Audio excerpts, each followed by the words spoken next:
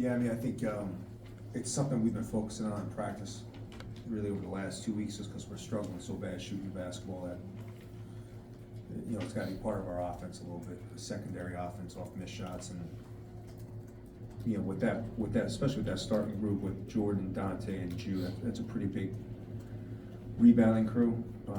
And so we have to offensive rebound right now the way we're shooting. The way that you guys were basically clearing out for Jameer there towards the end of regulation, how much of a weapon is that ultimately for you to be able to deploy in a timely fashion? Yeah, I mean, you know, because he's our best free throw shooter. He's got great post game. He's comfortable doing it. You know, same thing they were doing with Ace and Clary. I mean, you know, at the end of the game, you're going to put it in the ball in your best player's hands. And, you know, he only practiced for about half the practice yesterday, so that was a gutsy effort by him. And, you know, to be able to get something from Jamie tonight, the 10 points, and get Deshaun's big bucket there in overtime. How encouraged are you from it being more than just two guys? No, I said this, I keep saying this. I'm more excited about those two now than I was when we first got the commitments. Their work ethic, their effort, their attitude, it's coming. You know, Jamie's energy was awesome. Deshaun having to go against Ace and defend Ace all night, you know, it's not an easy thing to do as a freshman. So I think they're both working hard. They're both doing really good things. Marcus and George. They were over 8 in overtime. Did you feel like just throughout the game with how physical and how aggressive you were on defense that it kind of wore them down?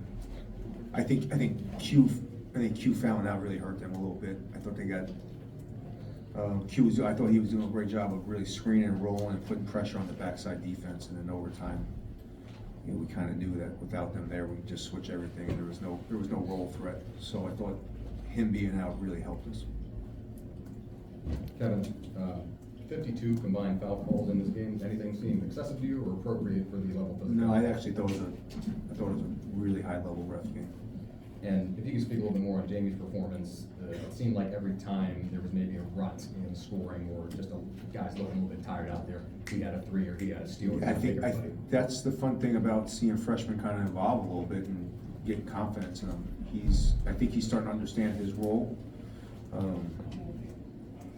You know, he's like the Energizer bunny, man. He comes in and he gives us great energy. Sometimes that hurts him on his shot because he plays so hard and he's moving, but you know, he fits that group really well. So he's, like I said, you know, these young guys are working really hard to kind of figure it out. And I think each game they're just getting a little bit more comfortable.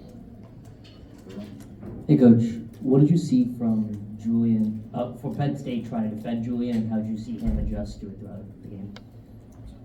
Yeah, I mean, I think they started off one-on-one, which, you know, with Q, I thought they would. As they got in foul trouble, they started coming off. They were coming off Deshaun right away. I thought he did a great job of passing out of it and being patient. You know, 41 minutes is a lot for a big guy. I thought he did a great job of just all night long, you know, picking and choosing his spots, being physical, rebounding, and obviously making his free throws. Coach, each team has to learn how to win each year, obviously. What does it say about you guys? Had to lead late twice regulation, rebound, and come back in overtime. After a tough loss last week, too, what did you learn tonight about you guys? Yeah, I mean, I think Julian Reese is really developing into a heck of a leader, to be perfectly honest with you. He was the one after we went into overtime. He was the guy really talking and just saying, "Hey, let's go. We got 5 more minutes. Let's figure this out. Let's find a way." Yeah, I mean, we did some stupid things, but it was a lot of stupid things by guys that are going to learn from it and get better from it and won't do it again. You know, that's part of having a lot of guys that haven't been in this situation before and haven't played in this league. So they'll get there. Alex, Hey Kevin, just curious, after a win like this, with all the different emotions coming out of it, are you mostly looking at, you know, the excitement and the relief of coming through with this, the things your guys did right that seems to be improving, the things you still need to fix? Like, what's kind of at the forefront of your mind after winning this game? Yeah, I mean, I think anytime you win a conference game, I think that's the first thing, you're just relieved that you won a conference game, but just looking at our numbers, there's really no joy right now. It's just, I'm happy we won and glad that we pulled it out. I'm happy for these kids that worked so hard, but we just have a lot of stuff we have to fix. Kevin, with Matty at this point, do you see that as a long-term issue for him? You know, Matty's, I wouldn't walk next to Matty. You know, he bumped knees, I mean, right before,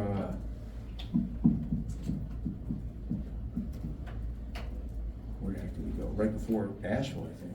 He bumped knees and, you know, he was practicing good, playing well. Right before we left for Asheville, he bumps knees and he's out for those games, and he comes back and all of a sudden he sprains his ankle and he's out. He's had some bad luck with like tough injuries. So it hasn't been anything where he's just had bad luck. Like I said, I wouldn't walk next to him because something might fall on him.